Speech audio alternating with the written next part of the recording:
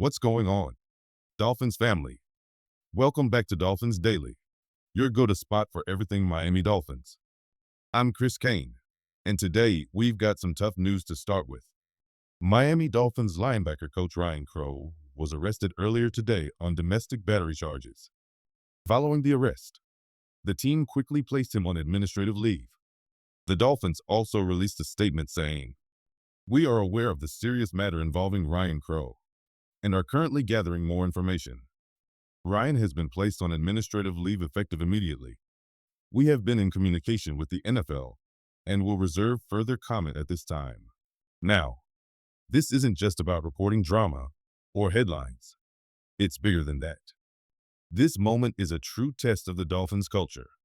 In the NFL, anytime a player faces legal issues, especially around domestic violence, teams usually have two options: suspend the player or cut ties completely.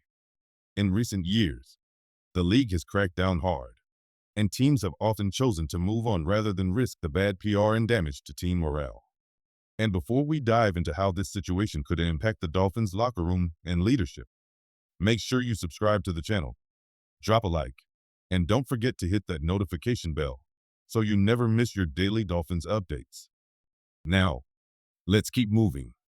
Here's what makes this different. This time it's not a player, it's a coach. That doesn't happen very often, and honestly, if the Dolphins want to stay consistent with their message of accountability and unity, the standard should be the same for coaches as it is for players. Head coach Mike McDaniel, GM Chris Grier, and everyone in the organization have repeatedly preached about building a culture based on discipline, toughness, and doing things the right way. If a player in this exact situation would be released, then a coach shouldn't get a pass either. At the end of the day, no linebacker coach is important enough to risk dragging the team's reputation down. The Dolphins are in a pivotal season where everything, locker room chemistry, leadership, and public trust, matters more than ever. This decision will say a lot about who they are as an organization. Look, nobody's denying that Ryan Crow is a talented coach. He came over from Tennessee and has been with Miami for a couple of seasons now. Our linebackers performed well under him last year, so on the field he clearly knows what he's doing. But here's the reality. When you're a coach in the NFL, you're more than just a strategist. You're a leader of men. And leadership means your actions on and off the field have to line up.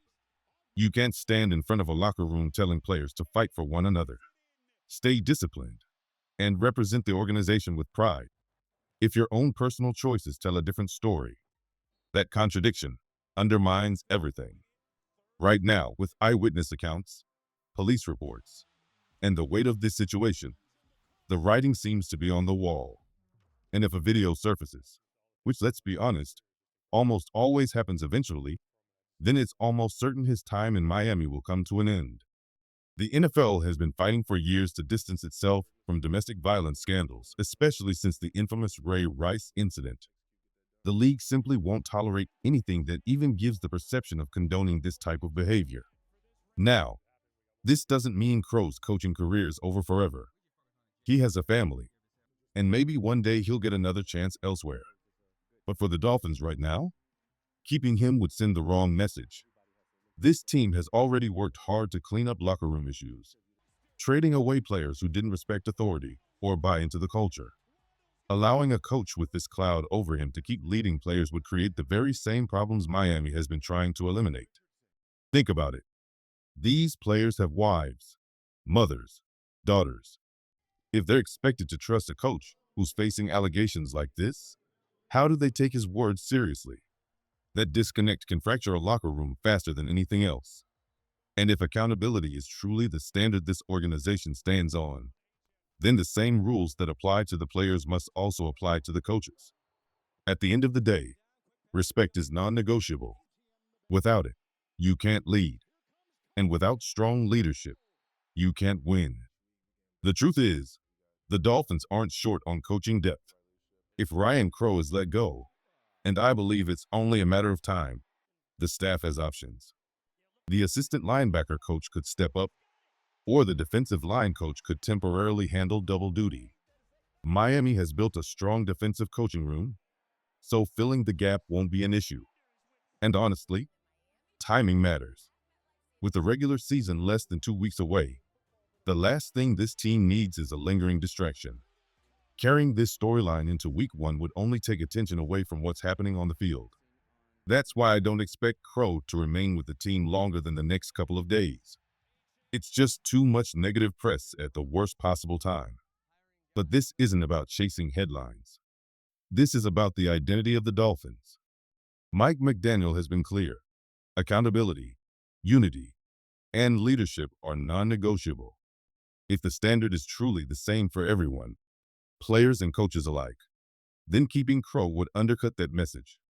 The organization simply cannot afford mixed signals. Now, shifting gears to the roster itself, the Dolphins may have an interesting opportunity with Jabril Peppers, who was recently released by the Patriots and is now a free agent. Peppers has always been a bit of a hybrid, part safety, part linebacker, and that versatility has been his calling card since his days at Michigan. Miami's starting safety spots are mostly set, but there's still some uncertainty behind them. Depth has been a concern, especially with injuries, and Peppers could bring valuable flexibility. He's not on the level of a superstar like Kyle Hamilton, but his ability to drop into the box, blitz effectively, and move around the defense makes him a chess piece worth considering. For a Dolphins defense that thrives on disguises, movement, and versatility, a player like Peppers could be a low-risk, high-reward addition. Here's why Jabril Peppers could be such a fascinating fit in Miami. He's a physical, hard-hitting tackler who brings energy to every snap. Coverage isn't his strongest trait, but that's fine. The Dolphins don't need him roaming deep as a pure free safety. Instead, you could line him up closer to the line of scrimmage, use him as a blitzer, or let him roam as a versatile box defender. Pairing him with another flexible safety would give Miami the ability to disguise coverages, rotate assignments, and really keep offenses guessing. And here's the kicker. Because the Patriots cut him this late, New England is still on the hook for most of his salary, over $4 million. That means the Dolphins, or any other team, could sign him for a bargain. Imagine giving him a short-term, low-cost deal, knowing he's already getting paid by the Patriots. For Miami, that's the definition of a smart move. A player who adds depth, versatility, and attitude without blowing up the cap sheet. Now think about the storyline. You sign with the team's biggest division rival, and within weeks you're lining up against the same organization that cut you loose. You don't think Peppers would play with a chip on his shoulder? Picture him making a huge stop, forcing a turnover against the Patriots, and pointing to the name on the back of his jersey. That's the kind of moment that fires up an entire sideline and a fan base. Of course, other teams will be calling. Buffalo could use him, but nobody in Miami wants to see that. The Jets are stacked in the secondary, so they might pass. But here's the truth. Peppers in Miami makes sense on multiple levels. He fills a role, strengthens depth, adds energy, and comes with the motivation of wanting revenge on his former team. Right now, there's no reporting that the Dolphins are pursuing him. This news just broke, and things move fast in the NFL. But with the season around the corner, Miami should at least be making that phone call. A move like this could quietly give the defense another weapon. And in a loaded AFC, every edge matters. Of course, if Jabril Peppers comes in asking for a long-term deal or crazy money, then you move on. But if he's open to a 1-year, prove-it contract, it feels like a perfect match. Remember, the Patriots are already paying most of his salary. So if Miami adds him for something close to the veteran minimum, it's practically a steal. And let's be real. Imagine signing him before week 2 and then watching him face New England. Not only would he bring fire to the defense, but he'd also walk in with insider knowledge of how the Patriots run things on both sides of the ball. That could be a sneaky advantage. The Dolphins have been active all offseason, constantly tweaking the roster and making smart depth moves. Adding a versatile, motivated veteran like Peppers would fit right into that pattern. It's not about making headlines. It's about building the deepest, toughest roster possible for a run in 2024. Now, shifting to another storyline, Darren Waller. He recently opened up about his own performance heading into week 1, admitting that he feels a bit rusty.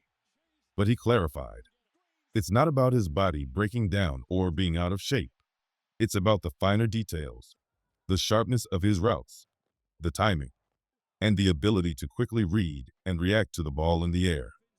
That's why practice reps are so important, especially for receivers and tight ends working with their quarterback. Timing and rhythm aren't built overnight. Waller hasn't been in live action for over a year, so naturally there's an adjustment period. Compare that to Tyreek Hill and Jalen Waddle, guys who already have years of chemistry with Tua. They don't need every single practice rep to stay in sync. But for a newcomer like Waller, those details matter. And that's why Tua has been praising guys like Malik Washington, who has been consistently available and sharp in camp. When you're out there every day, showing you can separate, find soft spots in coverage, and time routes perfectly, you earn the quarterback's trust. That's exactly what Malik has been doing, and it's why Tua's been raving about him.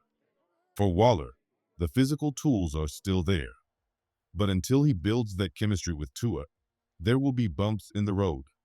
The sooner he finds his rhythm, the sooner he can add another dimension to this already explosive Dolphins offense.